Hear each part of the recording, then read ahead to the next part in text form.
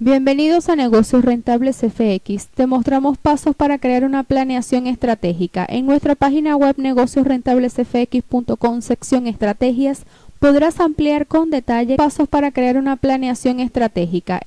Una planeación estratégica es un proceso que permite declarar valores, misión y visión de una empresa o negocio, en la que se evalúa tanto las características de la situación interna como externa.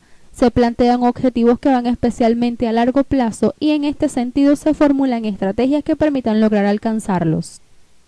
Está realizada por los mandos principales de la empresa. Se proyecta a largo plazo, puede ser flexible en cuanto a construcción, requiere de visiones regulares para identificar ajustes necesarios. Su realización debe incluir e involucrar a todos los integrantes del negocio.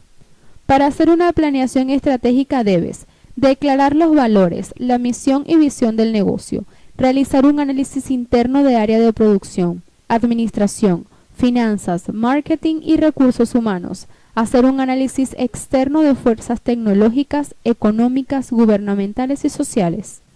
Luego de haber hecho esto, será necesario tomar las acciones correctivas, tanto después del seguimiento como del análisis de resultado, ya que podrás detectar posibles errores que quieres erradicar y resolver para la nueva implementación de estrategia. Estas pueden ser relacionadas, por ejemplo, con el nivel de inversión, cantidad de personas encargadas y requerimiento de más tiempo de plazo. Para ver con detalle pasos para crear una planeación estratégica, visita negociosrentablesfx.com, sección Estrategias.